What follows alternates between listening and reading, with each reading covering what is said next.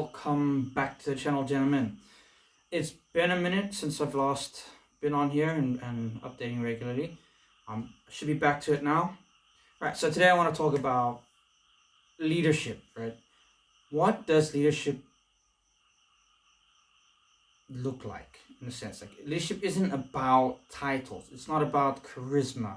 It's definitely not about being liked, right? Leadership's not about being liked. At the end of the day, what is the core feature, or the core heart of competency? If you can't, at the core of it is basically competency, right? At the end of it all, competency. If you can't do something or get the job done, no one will follow you, right? No one will follow you, and I want to talk about that today. So today we'll break down why competency is the foundation of leadership. It's the foundation of it. And how can we start building this fast, right? Because I need to start building this in my own life again. As I said, I've been a while since I've been back. I've been busy with other things. So I've got to go back into this and dive back into all of these things. I've dropped the ball a bit. But so let's define leadership again. What is the leadership? So the ability to influence and guide people towards a common goal, right? That's basically leadership, is to bring other people up with you, to influence them, guide them to where you need them to go or to where they need to go. So competency is often overlooked in favor of charisma or the inspiration, right? People often overlook being able to just being competent with everything, as in, so when the inspiration is there, then we're going to do it, instead of, or that they have the charisma, that they often think that if you have charisma, a high level charisma, that you're going to be a great leader. No, it comes down to competency at the end. Just because you're good with talking with people doesn't necessarily mean you will be a good leader, right? And so let's get down to the core. I want to get down to the core in this one. So let's look at it. So first, point number one, right? Point number one is competency builds trust.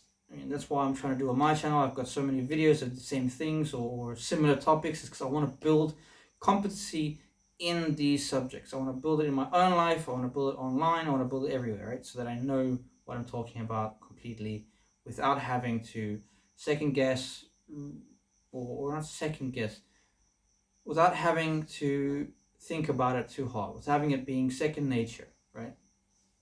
So competent leaders earn trust without asking for it. That's the first one. They don't ask for your trust, they earn it, right? People follow those who consistently deliver results. Like in a crisis situation, the leader who knows what to do and does it, he earns that credibility, that trust, right?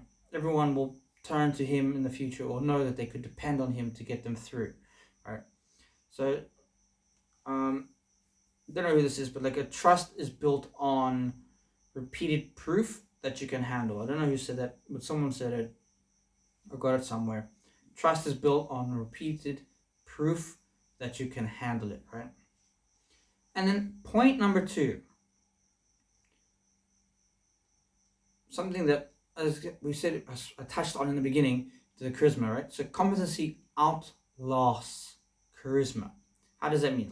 Charisma can attract the attention of people, but it doesn't necessarily keep people following, if you know what I mean. Because it will eventually bottom out. It will eventually fall away, and what's left is you as the person. And if all you got is charisma, people will realize that over time, and they will stop following you, right? Competency gives you also, that's another one. Competency gives you confidence. It gives you power in yourself, right? You build it with competency. You build confidence long term, right? It outlasts the charisma, that confidence, that real, genuine confidence, authenticity in yourself, right? So competence gives you confidence.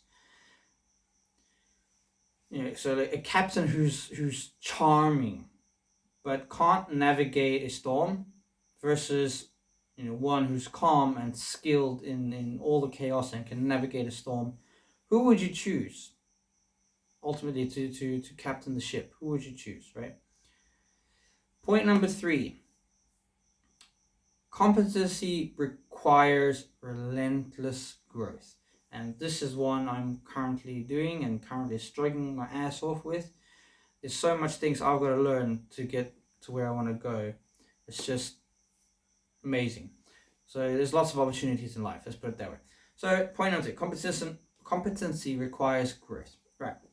Being competent isn't a once and done all thing, right? Or skill. Like once you've done it, you've got it. No, it requires that ongoing mastery. So you basically have to have a student mindset, right? You're never gonna stop learning. You have to keep pushing yourself, still growing, right?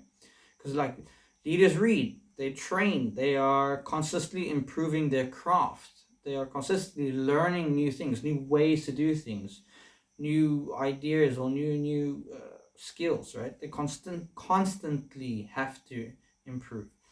You know, in a sense of like, as a leader, if you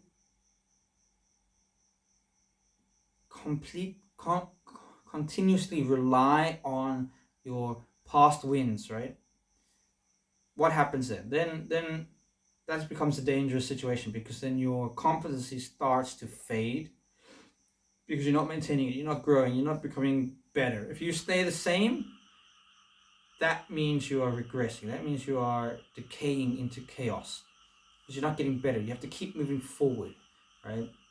If you try to stay the same, the world keeps going forward, and if you stay the same, you'll be left behind, basically. Let's put it that way. Point number 4. Competency commands respect. What do I mean by that? Like, so respect isn't demanded, right? And I'm struggling to wrap my head around this in the practical sense. Like, respect isn't demanded. I have to keep reminding myself at school, at home, in my relationship, like respect isn't demanded. I can't demand you to respect me. It's either earned through consistent excellence or consistently putting in the work, or that people will respect you from up front. They know you from the outside, but can see that you kept on putting in the work. Therefore, they will respect you without having known you without putting the work in. But you can't demand it. You can't demand someone respect you. They can give you a basic level of human respect, but the respect I'm talking about, that you can't demand it, right? People naturally defer to the most capable person in the room, right? Naturally. You will see this in your own social circles. You'll see this in your own life.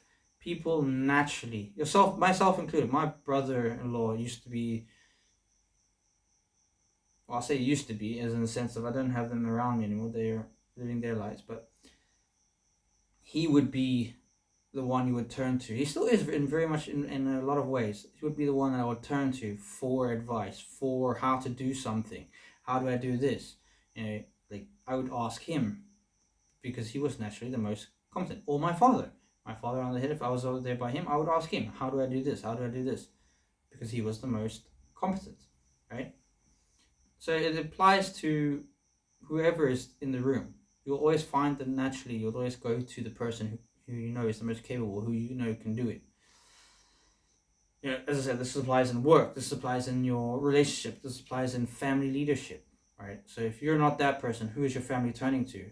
So there's flies and crap in here now. So yeah, then point number 5. How to build competency fast. Like this one is one I want to do. I need to build this fast.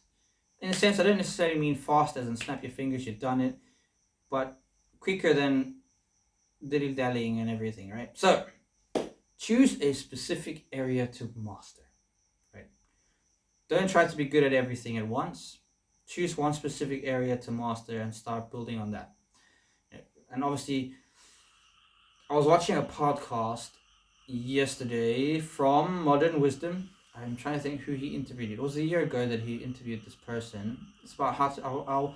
I'll try to remember to link it. Right. So it's about reinventing yourself and how hard work. What I took away from it. It's not necessarily exactly what they're saying, but what I took away from it was hard work. Not necessarily the suffering, but hard work can beat talent. So people who are naturally talented and stuff, you can outwork them, which then makes you outpace them, which then puts you into the people who have talent, right? Essentially. Because if you just do real world practice, you just keep doing it, keep going over and over. Eventually it becomes second nature, it becomes ingrained in your mind. You don't have to think about it so hard, you just can do most of these things, right? So choose a specific area to master. Get the reps in, right? So practice like hell, or keep doing it like hell. And then another one is learn from those who are better than you, right? Who are further along the path than you. You can turn to them, have the apprentice mindset, right? Or student mindset. Learn from others that are further along in the journey than you. You can, whether that's online, in life, in your community, whatever. Preferably if you can get community style, best. And then measure results. That's what I'm still struggling with. I say struggling with. I keep forgetting to measure results, but track your performance. And with my exercising that I'm doing, I have been irregular still, but I'm doing better than before.